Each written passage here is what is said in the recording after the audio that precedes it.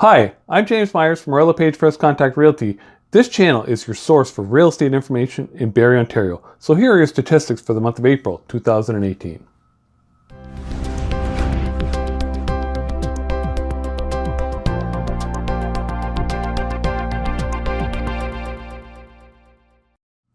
For all types of freehold properties, the average price in April was $498,224, and there was 146 sales.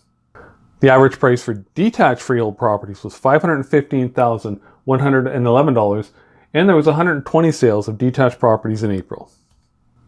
Now compare that with last year in April, when there was 280 freehold properties sold in April 2017, and the average price then was $571,474.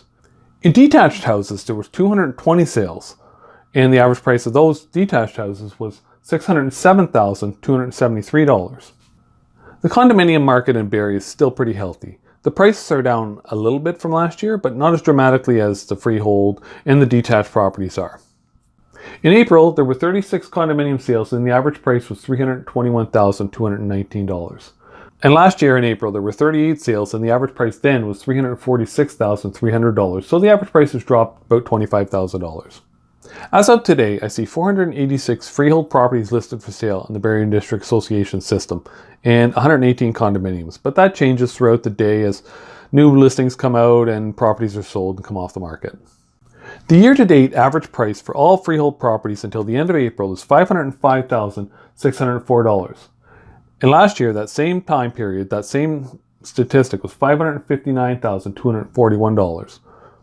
For freehold detached properties, in this year, 2018, till the end of April, the average price was $535,364, and last year it was $592,633.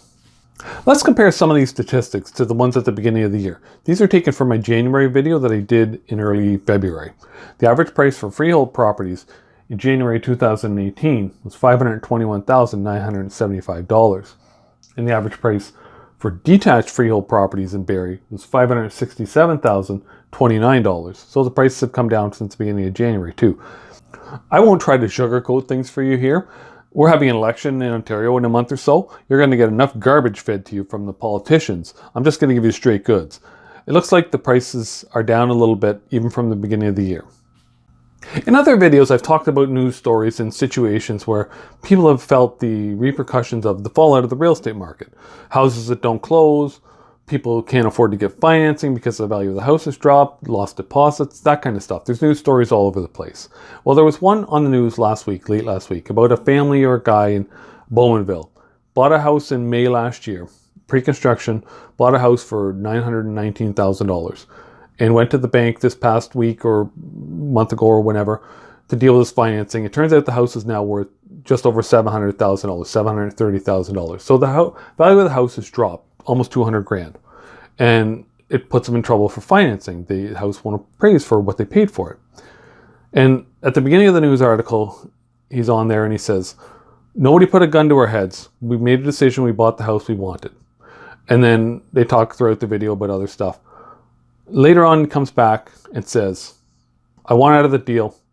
I want my money back, my deposit, $80,000 deposit." The builder's response, I think, was pretty well. They released a statement and said, "We are expected to live up to our assigned obligations, our expectations, and we expect our buyers to do the same thing." So that was pretty straightforward. But I got to wonder, what do people expect somebody to do? The market went down.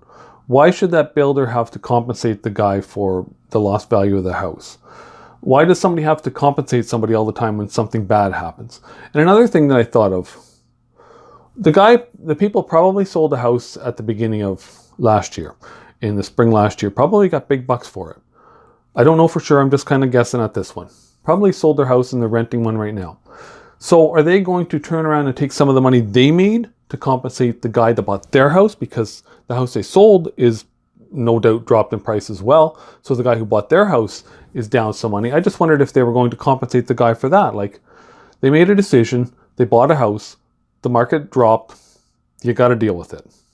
Just my little rant there, that's all. Well, that's all I have for my April video. As always, please give me a thumbs up, Hit the subscribe button down below to be notified of new videos every month and whenever I upload videos sporadically throughout the month. Thank you for watching.